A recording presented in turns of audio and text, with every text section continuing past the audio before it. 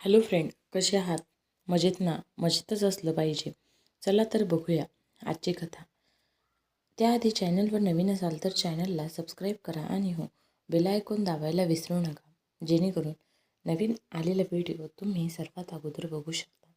चला तर बघूया आजची कथा. अगं बायजाक्का, घे की पोरीला पदरात. बायजाक्काचा लहान भाऊ बायजाक्काला विनंती करत होता. हे बघ बंड्या, मग म्हणणं काहीच नाही. बघ, पण आजकालची पोरं बघितलीस ना, आपल्या बाबाचं आपलं ऐकत का ती? बरं, पोराला म्हणलं पण असतं, पण तुझी पोरगी बी जरा बायजाक्का बंड्याला समजावत होती. हो बाई, तेच किती वेळा ऐकवशील. गेलीये तिच्या आईवर म्हणून काय फेकून द्यायचं त्या पोरीला? तूच सांग. तू ही सिमी जर अशी असती तर तू काय केलं असतं? बंडू बहिणीच्या त्या उत्तराला वैतागला होता. आपल्या पोरीला बहिणीनं सून म्हणून पदरात घ्यावं अशी त्याची मनोमन इच्छा होती आणि म्हणून तो हट्टालाच पेटला होता. जशी बायजाक्का शांत बसली, बंड्याच्या डोळ्याला डोळा न देता इकडे तिकडे पाहू लागली. बंड्याचाही आता नाईलाज झाला होता. गेली 2 वर्ष बंड्या आपल्या पोरीचं लग्न जमवत होता, पण कुठंच पाड लागत नव्हता, कुठंच डाळ शिजत नाही म्हटल्यावर मग बंड्या आपल्या एकुलत्या एका बहिणीच्या मागे लागला होता. ती पण भाचीला सून म्हणून स्वीकारायला तयार होत नव्हती. सुरुवातीला तिनं बघून पुढं म्हणून बंड्याला गप्प बसवलं होतं, पण आता मात्र बंडू चांगला हात धुवून मागे लागला होता. बहीण भेटली की तो हटवून हाच विषय काढायचा. बापाचं काळीज होतं, काय करणार? पण त्यामुळे बायजाक्का चांगलीच कंटाळली होती. ती आता भावाला होईल तेवढं टाळायला लागली होती. दिवाळी सणाला लोक लज्जेस असतो भावाकडे येत होती. नाही म्हणायला बाचीसाठी तिचाही जीव तुटायचा, पण तिचाही नाईलाज झाला होता.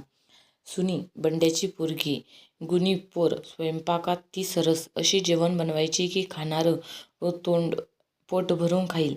खरं हुशार नसली तरी 10वी शिकलेली होती. शेतात म्हणाल तर बैलासारखं राबायची. तरी तिच्या लग्नासाठी बंड्या गेली 2 वर्ष जोडं झिंजवतो होता. पण सुनीचं लग्न काही जमत नव्हतं. नवस केले, सायस केलं, ब्राह्मणाला विचारून बरेच उपास तापासही केलं, पण सुनीला काही फळ मिळालं नव्हतं. बंड्याही पुरता वैतागला होता.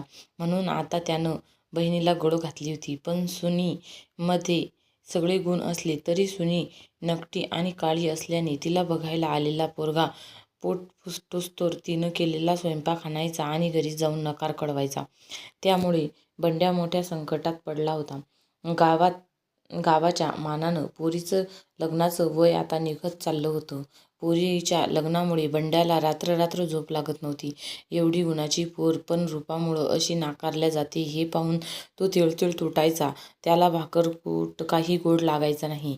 बंड्यानंही याच कारणामुळे नाकारल्या गेलेल्या आपल्या मामाच्या काळ्याकुट्ट आणि नकट्या पोरीशी लग्न केलं होतं. तेव्हा त्याच बायजाक्का पुढं होऊन लग्न जमवून आणलं होतं. नाही असं म्हणायला बंडू, आपल्याला तर मामा आहे, तो संकटात असताना आपल्याच कामाला यायचा. ना, काळी आहे म्हणून काय झालं? सुग्र नाही पोर, तुझा संसार नेटका करेल बघ, असं म्हणून तिनं त्याच मन वळवलं होतं. आणि आता तिचं बायजाक्का सुनीला सून म्हणून स्वीकारायला तयार नव्हती. सुनीही बापाचं रूप न घेता माईच्या हुबेहूब प्रतिकृती होऊन आली होती. पोरगं मात्र त्या मानानं बापावर गेलं होतं. तिच्या हातात थोडंच होतं कुणासारखं रूप घेऊन जन्माला यायचं, ते पण केलेल्या गुन्ह्याची शिक्षा भोगणाऱ्या कैद्यासारखं तिची स्थिती झाली होती. गावातील एखाद्या मुलीचं लग्न जमलं की त्यानंतर 2-3 दिवस सुनीचं मन थाऱ्यावर नसायचं. कुठल्याच कामात तिचं लक्ष लागायचं नाही. रात्र रडण्यात जायची. बंड्यानं किंवा सरीनं तिच्या आईने कितीही समजावलं तरी पोरगी समजायची नाही. माझ्यामुळे तुम्हाला त्रास होतोय असं तिचं मत असायचं.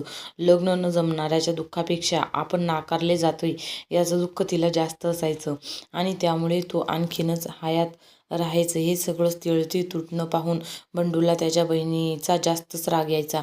म्हणतात ना, सगळे दिवस सारखे नसतात, तसं एक दिवस बंडूचं झालं. रात्रीचं जेवण आटपून बंडू मंदिरात बसला होता. बराच वेळ तो एकाच ठिकाणी बसून होता.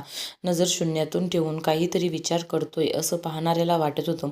मंदिराकडील सगळे लोक हळूहळू निघून गेले. तरीही बंड्याला घरी जायचं काही भान नव्हतं. त्याच्यासोबत तिथे आणखीन एक माणूस होता, तो म्हणजे देवा पुजारी. तो बंडूला असं बसलेल्या बराच वेळापासून पाहत होता. तो बंडूजवळ आला आणि बंडूला विचारले, काय रे बंडू, घरी जायचं नाही का आज? किती उशीर झाला आहे, बघितलंस का तू? मंदिर बंद करायचं आहे. आता देवालाही आराम पाहिजे ना रे थोडा. हो, कळलं नाही किती वेळ झाला. ते निघतं आता बंडू आपल्याच तंत्रीत उठून चालायला लागला. तेवढ्यात मागून पुजाऱ्याने आवाज आला, काय रे, काही अडचण आहे का? म्हणजे काही मदत हवी असेल तर सांग बाबा मला. मग करण्यासारखे असेल तर करेन मी. काय सांगणार आबा, आपल्या नशिबाचे भोग आपल्यालाच भोगावे लागणार. देवही आपल्याला माणसाची परीक्षा का बघतो काय माहीत. अरे बंडू, असं उदास होऊन कसं चालेल बाबा?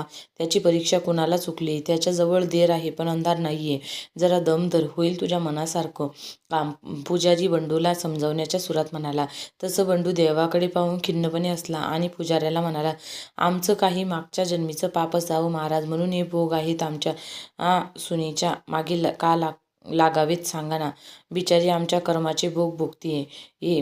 असं म्हणजे तशी थोडी कल्पना आहे मला, पण जरा व्यवस्थित सांगितलं तर बरं होईल. मी काही मदत करू शकेल का? तुझं भाग्य उजळेल.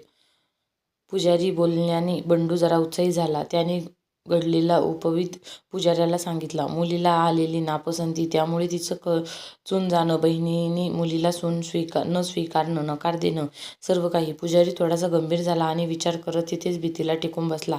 आता त्याला घरी जायची घाई झालेली नव्हती. त्याला बंडूला सल्ला द्यायचा होता, जो त्याचा फार आवडीचा विषय होता. पुजारी बराच वेळ काहीच बोलला नाही. बंडू त्याला म्हणाला, बरं तसा पुजारी भानावर येत बंडूला म्हणाला, अरे थांब रे, विचार करू दे मला जरा थोडा वेळ. तसा बंडू मूक बसला. ऐकल्याशिवाय गत्यंतर नव्हतं. थोडा वेळ विचार केल्यावर पुजारी बंडूला म्हणाला, असं केलं तर? तुम्ही सांगा तर खरं, मी ऐकतोय. बंडूला जरा उत्साह आला. कर कानीकडं, सांगतो बघ. भीतीलाही